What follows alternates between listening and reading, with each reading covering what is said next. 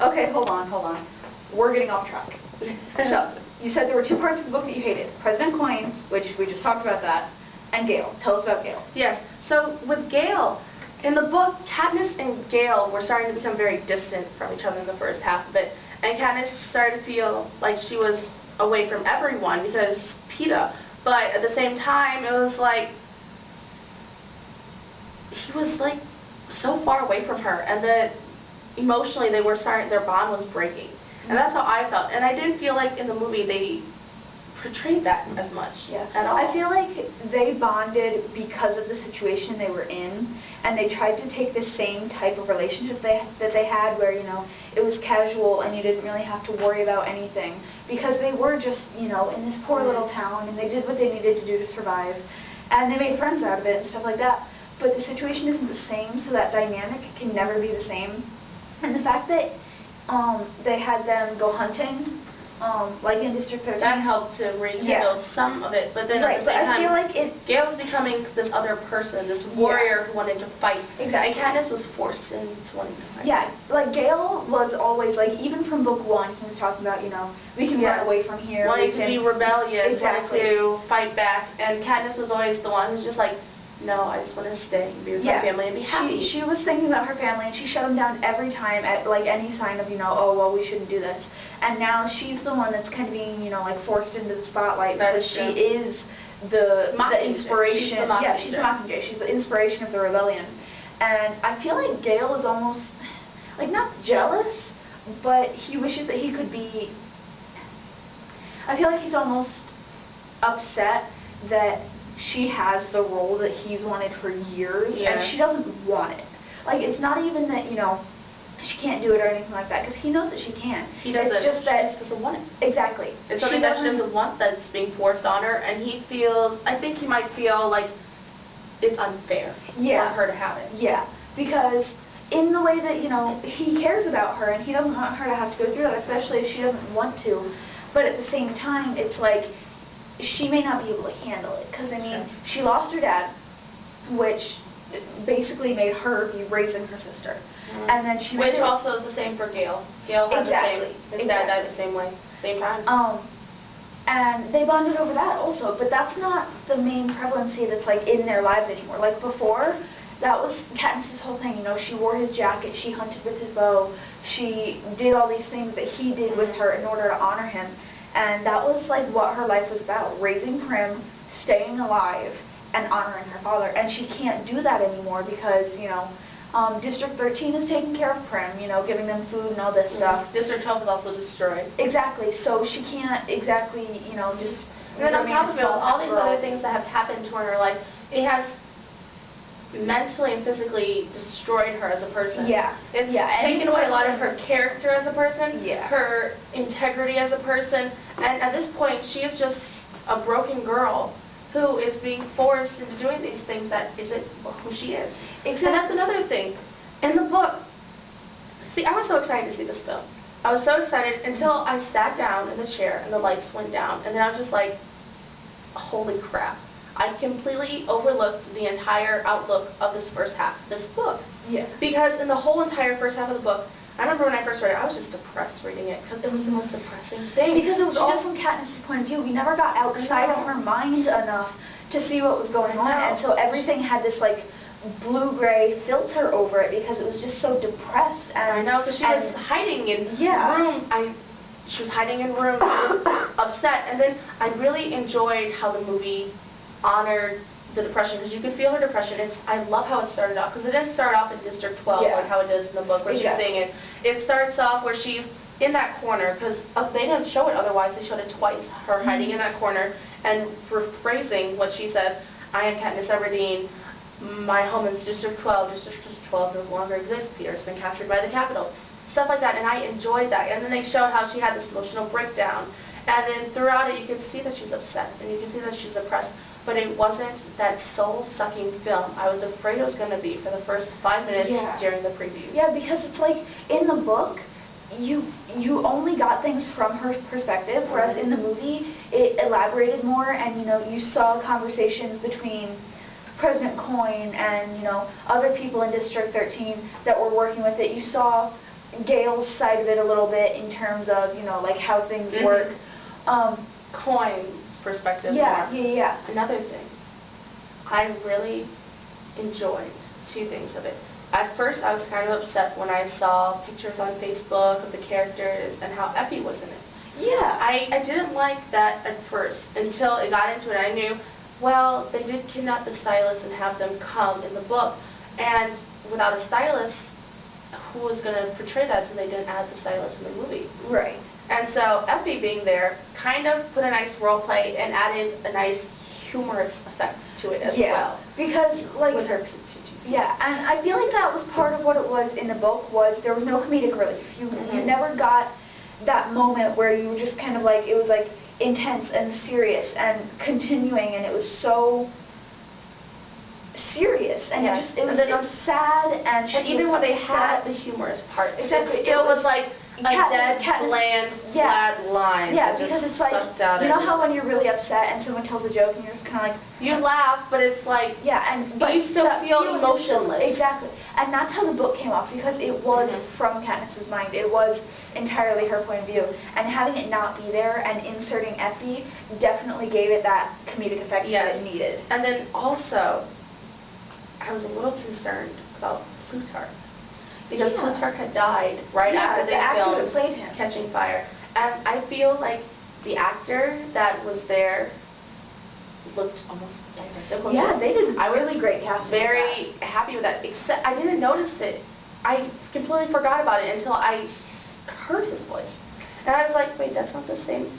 Because the old guy who used to play Plutarch, I can't remember his name, but his voice was more high-pitched and more capital sounding. Yeah, and this guy was more like official. And this hello, like I am more now Plutarch Heavensby. Like, let's go kill some people and film it. He's more rebellious. Yes, he's more rebellious, and I did enjoy that. And I felt like I didn't pay attention as much until I realized it, and I paid close attention to it, which I felt like they did a good recasting of him. Oh my gosh, when Haymitch came back, I loved when Haymitch came back. Not positive, but I think they computer generated him. Really? Oh. That was our camera person, Alyssa. Wait. Did they really? I'm not positive, but that's what I was told. That would, the guy that died? That would make sense, because if they cast an actor that looked like him and then computer edited it... To make him look even more like, okay. That makes sense. Okay, that does. I like that. Alyssa, you can't wave, but she's mentally waving to you all the time. She's smiling and avoiding the camera at all costs. Of course. But yeah, and then, now let's kind of get more into the ending of it, because after that, it's all the bombings and... The part when it was really chaotic, and they were kind of like, when they were like bouncing between underground and like in the homes and stuff like that. Oh yes, in the second half of the book, where after they cut off, but before that, you also have to remember when Finnick has to distract so that way they can go rescue Peter. Yes. Oh my gosh. We can't leave that part out, because when Peter was captured, Katniss had an emotional breakdown after they bombed 13, and she had to go film, and she's emotion broke down. I wish they would have showed that in the film. I wish they would have showed that in her complete. But then they also had to hold it back because they didn't add her full depression in it, which I appreciated. And then Finnick came and told all the secrets of the Capitol. Yeah, and for Finnick to be a prostitute, I would have never guessed that. Oh, see, I did. Well, because it came out in the book. It did in the book. Well, it hinted at it. But, like, there were so many things that I didn't really understand until I actually watched the movie, and Finnick straight up said them. Because the thing with President Snow, how he poisons people and then drinks from their cup to avoid suspicion, but it leaves like sores in his mouth, that made so much more sense, because I knew that he always smelled like blood, but I was like, is this like some secret vampire crossover? Like, is he a vampire? I didn't understand it. And like, even though I had read it like 2 or 3 times, it didn't click that was why. And so when he said it, I was like, they did so much character development in literally like 10 seconds. And it was just so amazing. I loved it. I loved that. When I read it, I understood it, because I read it 27 times exactly. But when I watched it and I saw him say it, like, you could see like the seriousness and like the payback he was getting from that. And I enjoyed that. He was like, the scent for a snake. Or no, the poison something for a snake. I don't know what he said. Yeah. But I enjoyed it. And then when they went back and then they had Katniss in the room, because at that point Katniss and Finnick were going back and forth, and they were going through like inside sterilization, and they were like in and out of consciousness the whole time, freaking out. They were gonna freak out, and then they had Katniss in the movie down there watching the rescue happen.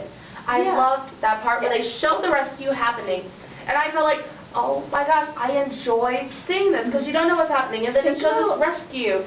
Think about how brave Finnick must have been, though, to do that, because he's up there literally spilling all of these capital secrets before Annie is actually rescued. Like, he's putting not only his own life on the line, but he's actually, in a way, risking hers, because he knows that if this fails, and if they don't get the game, if they don't get the victors out, then that Snow could publicly execute Annie just to get Finnick back. Yes, he would. He would definitely do that.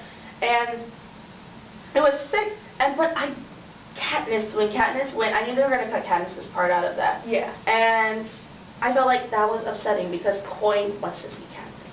He has to see her. And then Snow. Okay. I just hate Coin. Yeah. Snow goes and she calls him. She has like a Skype thing with him, which is weird. But like it's just like ha ha ha ha ha. I know this whole time. And then like the lights go out, and then like you don't know what happens because they're about to rescue Pt.2, but then the lights go out, and it's really cool. I love that part. And then when Pt.2 comes back, yes, and how they ended it with him just sitting there, and his whole body was like he was shrunken and shriveled up, and it was just like, oh my god, like I was like, just what I didn't like I knew that he looked different in the book, but I couldn't picture it until they showed it. I was just like, this is like some Twilight Bella being pregnant crap that I can't handle. This is too much. Like I can't. I'm like hyperventilating in the movie theater. No, okay. So when Katniss went in there, when he had first like woken up and he tried to kill her, I was like, okay, I knew that it was coming obviously because I'd read the book, but I forgot that it had happened like right then. And so literally, like you could tell in the theater those who had read the book and those who hadn't. Yeah, and I jumped with those who hadn't, and I was so ashamed of myself because you could tell like there was like the whole line of people sitting there in the theater, and like 3 out of the 4 people, or 3 out of like the 10 people or whatever, you could tell had read the book. Because when Peeta jumped on her and like tried to kill her, like everybody jumped except for like those 3 people who knew it were coming, and I jumped because I forgot that he was doing it right there. I know, like, and I was like, oh. And then like, because Boggs is the one who knocks them out. Yeah. But Haymitch did it. Yeah. And I like that because Haymitch was trying to break them off, and he stopped because he was so shocked. But they didn't want Boggs. I understand why they didn't add Boggs in that part. Yeah. But then as soon as like they knocked Peeta unconscious, like I thought that was the end of the movie. I was just like, me too. I was about to say, no, it's over. No, I it's thought over. it was gonna end there. Okay. Yeah. So. It's like, I'm so glad it didn't end there. It ended with a speech and Katniss going, after being hospitalized, going to find him. Yeah, and like it was obvious that she wasn't supposed to be there when she saw him. He was just like freaking out, like jolting up. I loved it. I thought the movie was excellent. I'm so looking forward to Mockingjay Part 2. I can't wait for that. I'm so excited. And we're gonna have to do another book talk as soon as it comes out. I know. I said, yes, we have to. And it's like I can't wait to see what the Capitol looks like from the inside, because we've been to the Capitol, we've seen outside the Capitol, but we haven't been through the Capitol. I'm excited to see that. I'm also just very scared to see everyone die. Oh yeah, but I'm happy. I'm excited to see it. I'm kind of nervous. It's hard to follow in the book, so I'm kind of excited to see the action actually play out on screen instead of in my mind. I'm excited for that. But that's all the time we have for today. Thank you so much for listening to our book talk on Mockingjay Part 1 with the Divergence. So let us know what you think in your comments under the bottom where you can click and type in. Have a great day. Bye.